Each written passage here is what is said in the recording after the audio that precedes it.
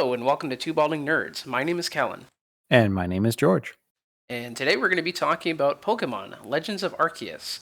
We're going to be discussing the 5 things that we like and dislike about the game now that it's been out for 3 weeks. Not in any particular order, just 5 observations, both good and bad, about the game. Given that it's a very new style for the Pokemon series, there's some pluses and minuses to starting something completely new that's quite a divergence from the others. And we just want to say there's going to be things that we dislike about the game, but overall, we have both enjoyed this game so far. So don't take any of the negative things we have to say too much to heart. Exactly. Without further ado, let's get on with the list. The first thing that I'd like to discuss is the graphics. I think they were poor. Yeah. Let's just be honest. When you look at Breath of the Wild, a game that came out 5 years ago, in comparison to this one, it's not a good comparison. At least in Pokemon's favor. Overall, there's some weird detail that is really impressive. Like when you run through the mud in certain areas, you'll literally get mud on your legs for a little bit, or even your mounts will get that too. But then you look at the trees and you go, that looks like something out of a Wii game. So it's a really weird unbalance they have where the Pokemon themselves are pretty good, but then the actual world they inhabit is quite startlingly bad. Yeah, there's been many times where I've been running around and like the graphics for the grass just glitch out and the grass looks really funny. There was another time, I forget what zone I was in, and I found this like really picturesque spot to kind of take a snapshot to kind of share with George, and I see this Gyarados in the distance flying by a waterfall, and it just looked god awful, and that's being nice. Like it just looked terrible. And we mentioned Breath of the Wild, and that game came out 5 years ago, and it's hard to believe that with the 5 years of technological advancements that we've had on this console, that they could put out a game, with stuff like that, and it makes you wonder: was the game rushed, or did Game Freak just not care? I even run into one that was so bad that I literally turned and the ground turned into just a white strip from being in a cave, and it was very obvious a part that they had somehow missed shading in it. It's just disappointing to see. If this was 15 years ago, we'd be laughing about it because that type of thing in games 15 years ago was super commonplace because it was what it was 2005, 2007, somewhere in there, and that was just normal back then. Now we have way higher expectations, and that's just not going to fly anymore with people that are paying.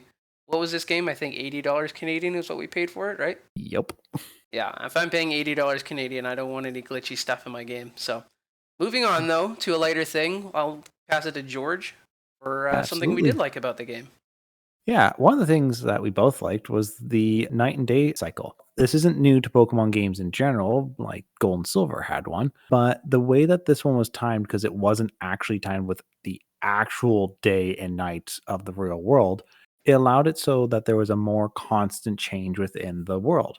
So you would see a different variety of Pokemon quite consistently. And it was nice because the last night and day cycle was technically in, I think, Sword and Shield, but it didn't add as stark of a difference with the Pokemon being like beautifies in the morning and Dustox at night. Seeing those day and night changes were really neat, along with just in general other Pokemon like Golbats and Zubats and Eevees and others that just seem to kind of come out during certain times of the day. Yeah, I was gonna say I noticed in Pokemon Sword and Shield. Now that you mention it, I remember.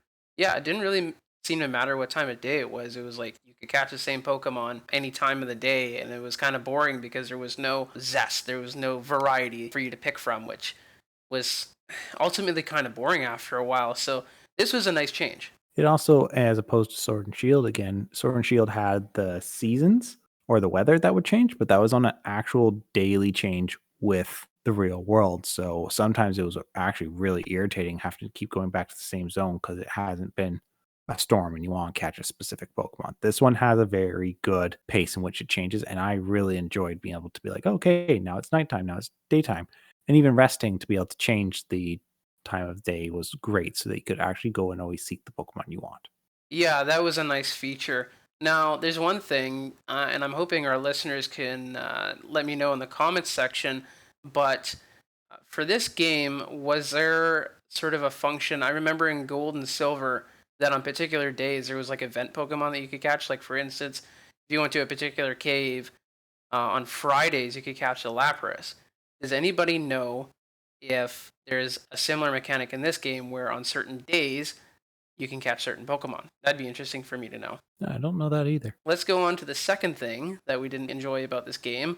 It's kind of a minor nitpick, but the switching mechanic, switching between using Pokeballs and items and stuff like that. It was an interesting mechanic, but ultimately, when you're in the heat of a situation, it was kind of frustrating to deal with. Yeah. There was more than one occasion where I'd be getting chased by a Pokemon. And I mean, realistically, it was my fault because I would just kind of go bulldozing through the zone, but I'd be getting chased by something. I wouldn't want to get attacked. And I would just be kind of running along, throwing a Pokeball at like trees and rocks and stuff like that to collect items. And like a dummy, I would forget to switch from throwing my Pokemon versus an item. And I would end up either chucking a Pokeball or like a useful item at a tree. And it just frustrated me to no end because there wasn't. I was almost wishing that there was some sort of a smart system that would realize that hey, you're throwing something at a tree, so it would just send out a Pokemon instead. Yeah. It just felt like it was kind of clunky. Yeah, I kinda wish there was a way that you could have changed the interface a little bit so that you could have changed the buttons or whatever to make it a different button so that when you're just throwing a Pokeball versus when you wanna throw a Pokemon. Because the amount of times I did it where I tried to sneak up on a Pokemon, get into perfect position, and then like a dummy throw my own Pokemon at a Pokemon that was turned around and missing the opportunity for an extra easy catch and just start a battle. It's just like, ugh, so irritating. Yeah, and then it becomes one of those things where it's like, do I battle this thing and catch it the old-fashioned way, or do I exit this battle, run away, reset the Pokemon, and then come back, and then hopefully just like sit there and wait for another backstrike? And it's kind of a pain in the ass, to be honest. I know there's other games where you have a use function, where you interact with something, and I kind of wish it was more like that, where like if you were within, I don't know, 5 yards of a tree or 5 yards of a rock, you just hit like A, and it would interact with it and automatically throw your Pokeball instead of you having to manually select whether you throw an item or a Pokeball and then interact that way. Mhm. I feel like it could have just been utilized differently. Like I liked being able to interact with the environment in that way, but it was just kind of frustrating when like time after time you throw a Pokeball when you don't mean to, and sometimes you're kind of low on Pokeballs because you've been out grinding for a little bit, and it's like every Pokeball counts, Mhm. right? Exactly. How about you, George? What's something you liked? If you wanna catch Pokemon in this game, you can just do it without having to always go into a Pokemon battle. Being that in the old games, obviously, you would always start off with your starter Pokemon first, and you would always then whenever you encountered a Pokemon in the wild, your Pokemon would come out to fight it. You could throw a Pokeball at it, and normally it never worked up until they introduced the Quick Ball, then it became the best way of catching Pokemon. It's really nice just to be able to be you individually actually sneaking up and personally throwing the ball and catching the Pokeball with the most basic of Pokeballs. It added a new layer to the game where you could be like, okay, I can either go into an encounter with my Pokemon or just try to be like stealthy ninja and catch it with a Pokeball all on your own. It was great extra layer to the Pokemon world in general, and I hope it becomes a mainstay in the Pokemon universe. For me, from my perspective, it felt more like I remember when we were kids, at least when I was 6, 7 years old, and the first season of Pokemon was out, and you'd be out playing with your friends, and you would just sit there imagining that there was a Pokemon in front of you, and you would throw a Pokeball at it. Like just having that experience in the game of, like you said, not having to run around in grass for ages, trying to find one particular Pokemon, and you spend a half an hour grinding in a patch of grass looking for that one Pokemon that spawns there. Whereas in this game, you can kind of just show up and you're like, oh, there it is. You run over to it, catch it, and you're on your way. It made it, a lot more fun and less time consuming and less grindy, which was always fun. And I mean, who doesn't like running into an area and just chucking Pokeballs at everything and catching stuff, and like while one Pokeball is going, you're off, throwing another Pokeball at another Pokemon, and you're just decimating the area. That's always fun. Absolutely. Going back to things that we didn't particularly like, one of the things that drove me mental, I don't know about you, George, was the lack of bag space Hmm. and the kind of annoying mechanic that they introduced for you to get more bag space.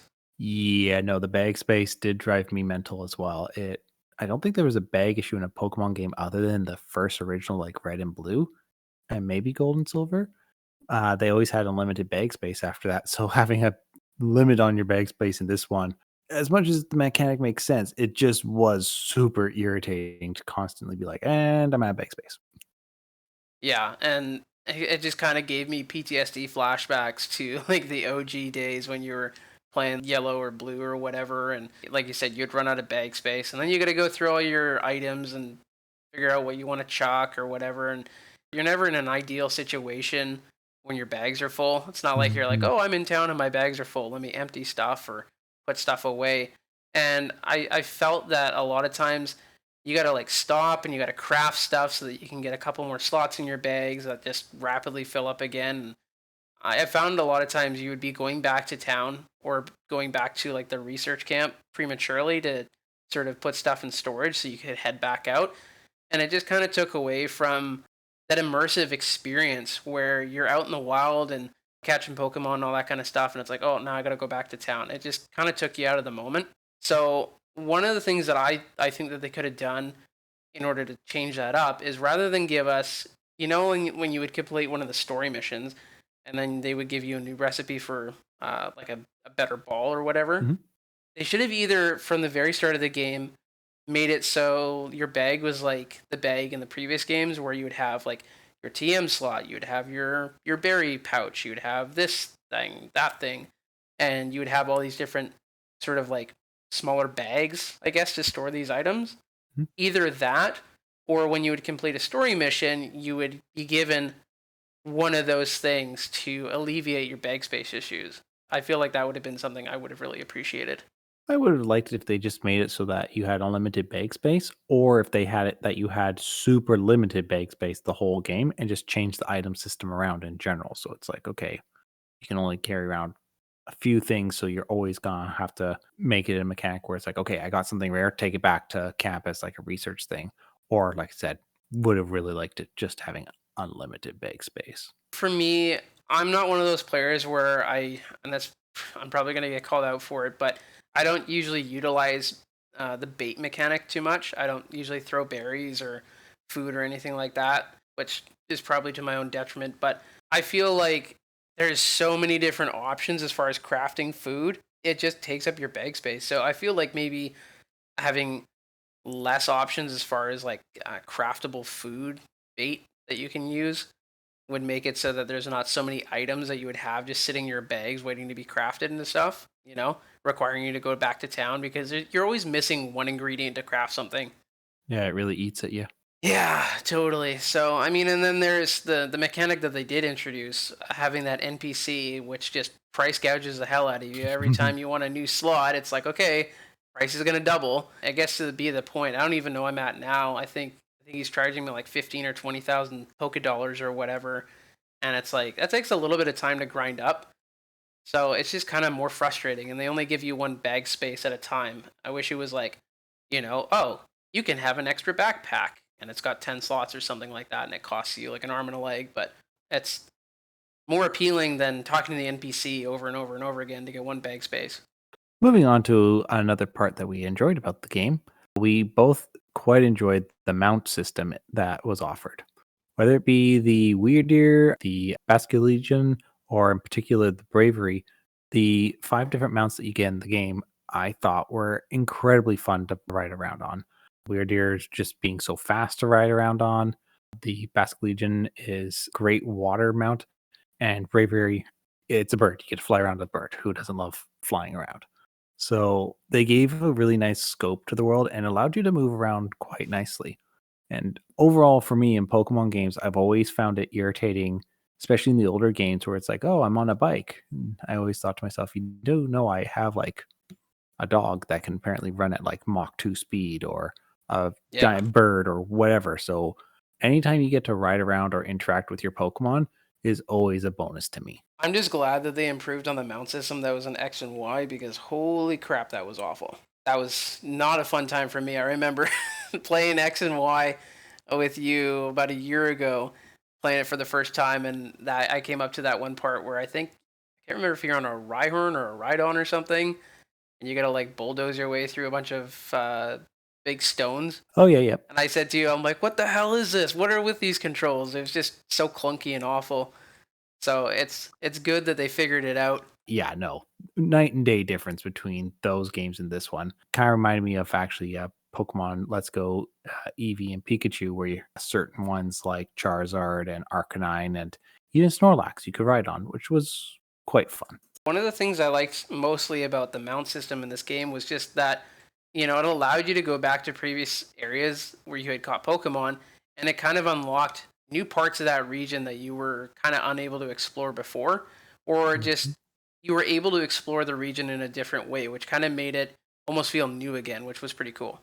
Yes, absolutely. That's the best part about any mount system or rideable system if they can do something like that. In particular, in the first zone, I think I used the Basque to get to a little island that I hadn't been able to get to before. And on the island, found a Chimchar and Infernape that I was able to catch. I realized later that you could keep going back to the island, like they weren't, one offs. You could keep farming Fernape, Mhm. and you could keep farming Chimchars, which helps fill out your Pokedex, which was pretty fun. So, yeah, definitely a good feature, and I hope to see it in future main title games of the Pokemon series. Absolutely. Here's another thing we didn't particularly like, and I think this is pretty universal amongst most players. I've seen it a lot online. Too much dialogue. Cutscenes not being Mhm. skippable. I mean, Yes. Georgia and I are 30. I know this game is aimed towards children, but I mean, holy smokes, I'm just so used to games where you can skip, cutscenes and dialogue if you want to, if you're not particularly interested in the story. Games nowadays they grab you by the hand and lead you where to go. Anyways, you don't really need to follow along with the story in most games, and I applaud those people that sit through the entire cutscenes and read every line of dialogue. But this game in particular was one of those things where it felt like every couple of minutes you were being pulled out of actually playing the game and exploring and experiencing the world that they built for another cutscene with what felt like endless dialogue over stuff that you didn't really care about. At least I didn't. And I was just like, I just found myself saying, "Let me play the game, please." Overall, I understand why there was so much dialogue needed. Yeah. But that one in particular, I can definitely say throughout the game, it was a bit excessive. Like, we do need to have some idea because the Oh story yeah, is of a little bit course. odd, but it was just too much at some points, especially when it was so much of it being like, you go to your mission, you do your thing, you get a lot of dialogue. Go to the mission, do your thing, you get even more dialogue. And it's just Yeah. like, oh, I was so irritating, being like, "Oh, I'm not really that mad at the game, but it is a lot." Well, it's one of those things where I get there needs to be story, but I don't need 5 to 10 minutes of cutscenes and dialogue. Like, it's just not necessary. Give me like 2 minutes at most. Give me a general idea where I need to go, what I need to do, and then let me play. And that's pretty much it. I don't think there's much more to say about that. Yeah, no, exactly. That brings us to our fourth thing that we really quite liked, and that was the added difficulty. This is one of the first Pokemon games in a long time that's really challenged us. So, in particular, it wasn't because of the main battle mechanic, because the battle mechanic is still very similar to most games. But what changed it was the added of the alphas, the fact that you could be ganged up on by multiple Pokemon, and that Pokemon actually attacked you, the trainer, not just your Pokemon. So there was a few times in the game where like I found myself really quite panicked and almost stressed trying to quickly get my Pokemon out of the ball so that it would fight this thing that's charging at me, whether it be a Snorlax or a Luxray or multiple other Pokemon like that. It really did put a lot more of an edge into the game that is an extra level of difficulty that I could not get enough of. What you were mentioning about trying to get your Pokeball out while a Pokemon's charging you is kind of like the movie equivalent of, getting into your car and fumbling with your car keys, trying to get them into the ignition. That's kind of how it felt. Yeah, perfect similarity. I feel like the alpha system was a good addition. It was a little frustrating to deal with because they'll pretty much one shot your Pokemon. A lot of times they're going to be like 20 levels ahead, especially if you're entering the zone for the first time.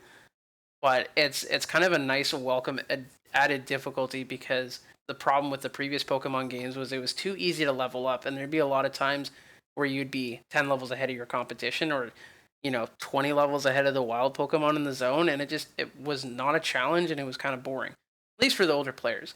And again, Yeah. we realize that this game is aimed for children, so the difficulty kind of needs to reflect that.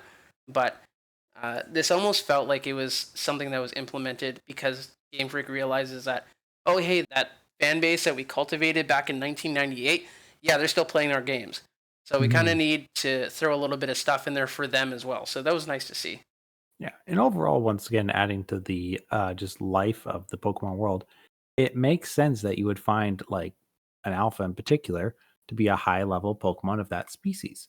It also made it much more rewarding to catch the alphas that way because it would remain an alpha and thus you'd have like a giant version of whatever species that is. And that is perfect in my mind for Pokemon. If you noticed, if you looked at like their stat window or whatever, they usually had improved stats over like a regular wild Pokemon that you would have caught in the same Yes. area. Yes. True.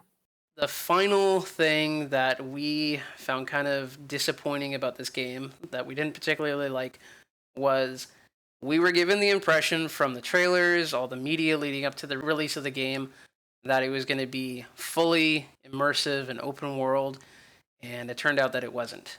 One thing in particular with that was we were kind of anticipating that there was going to be no cutscenes and that you would be able to travel from zone to zone freely without any loading screens at all, and that just wasn't the case. Once again, like Breath of the Wild, we were expecting more of how that game flowed. Instead, this game did not. And considering that pretty much every other Pokemon game, other than a few like just quick little cutaways, it just seamlessly you can go from one zone to the other. This game, you could not even do that. You had to always return to your main hub and then go out to a zone. And considering once again that the old all the older Pokemon games never did that before, I can definitely say that's something I hope they do not do again. Yeah, it was a bit of a head scratcher. I mean, what year did Sword and Shield come out? Was that 2017? I believe so. Sword and Shield's a good example because that was one of the only games that or that Game Freak released on the Nintendo Switch. So you would think that in a lot of ways this game would be pretty similar, and it wasn't. We're used to the cutscenes when you go flying from one zone to another. I get that. That's fair because they're not going to show you flying on your Pokemon. I mean, they did with Bravery or whatever, and maybe later on they could introduce that, but then they'd have to animate it for every single flying Pokemon that's capable of flying, and so I'd see why they wouldn't do that. But in this case, going having to go back to your main hub to then travel to another region was kind of just weird. Like, why wouldn't they just even implement a fast travel system where you can travel from zone to zone from your menu, and you can't do that. Mhm. It would be a lot of work to animate every single flying Pokemon or yada yada, Yeah. but it is still a little boggling to me that there wasn't at least a path that you could go from in between zone to zone. And as I definitely said earlier, whole the Pokemon company doesn't do that again because that was really quite disappointing and just kind of head scratching of why they didn't program it that way. It just felt like a little bit of a step back, and it kind of goes back to what we were talking about earlier with the graphics not being up to our expectation. Same thing here is it just felt like they could have done better, or it wasn't quite up to what it felt like we were being promised in the first place. Exactly. Yeah, we're gonna end this thing off with a happy note. I'll let George finish this one off. Yeah. Speaking of those steps back, here's one really big step forward that I'm just surprised has never been in another Pokemon game before. But it is that in this game, because there's not a big focus on the battles, it's a big focus on the Pokedex. And for the first time ever, I actually felt like I was researching the Pokemon that we were catching. Being able to actually go through the Pokedex and be told, hey, you need to catch multiple of the species, and you need to see them use moves, and you need to see them evolve, and maybe you should catch a special one of this on, in particular, the alphas. It really felt much more like a researcher or like some type of paleontologist or some type of just scientist in general who was actually learning about Pokemon. And since most of the games focus on you being a total badass Pokemon trainer who takes on the Elite Four, in this game, was not that, but it actually gave you the research. It makes me go like, I would love to see this more in the game in the mainline series where it's like, hey, why not be a researcher and a great trainer? Or maybe you could just choose one or the other. But the mechanic of just catching Pokemon and learning about them and developing the Pokedex in the game was so nice and such a fresh take on such a good series. I enjoyed that in particular myself. It was kind of a nice change of pace from always going and doing the same thing, touring the region and defeating the evil bad guys of that region and collecting your 8 badges and going through the Pokemon League and all that kind of stuff. And I mean, as time went on, that formula became more and more stale. Just my personal opinion here as a Gen 1er, I don't think that there's been a good rival in the game since Silver. That's my hot take. Official name Blue and Silver were probably the best rivals, Yeah. partly because you really disliked your rival and you really wanted to beat them up. Yeah. There was that like animosity there. Hmm. Whereas like in later games, your rival was still like they were nice to you. They didn't really give you a reason to dislike them. It was kind of just more they were always the most difficult fight in the game leading up to the Elite Four, but you didn't really hate the NPC. I hated Blue and I hated Silver growing up. BD wasn't bad in X and Y, actually. I'll give them a little credit for BD. Okay. Everyone else, I literally struggle to remember their names. Either way, it was definitely a refreshing take, and I didn't mind the focus being shifted away from having to train and all that kind of stuff. It really allowed you to kind of go around and try out new teams, and it's a fun game where you can put it on and you can chill and you can run around and catch Pokemon, and there's no sort of like, oh, I need to go and do this, I need to go and do that sort of thing to progress in the story. It's just kind of like, you know what? I don't feel like doing the story right now. I just feel like catching Pokemon. So that's what I'm going to do. And you can do Yep. it. And the way that the dex is even structured so that it has a very specific do this many of this task so many times. So it's like the first one you do it one time, the second time you do it 5 times, the next time you do it 15, and then finally you max it out. It gives you that reward system where it's like, yes, I did this many times. I got the first level of it, and it's just a well thought out and once again a mechanic that I look forward to them hopefully implementing more in the Pokemon series as a whole. That's going to conclude our 5 things that we liked and disliked about the game. One of these days here, we're going to come out with a review once we have a chance to beat it. Of course, George and I have been busy with the channel, amongst other things. So keep an eye out for that someday in the future. And let us know what there are a couple of things that you liked and disliked about this game in the comments section. And please like and subscribe to our channel. We will see you guys next time.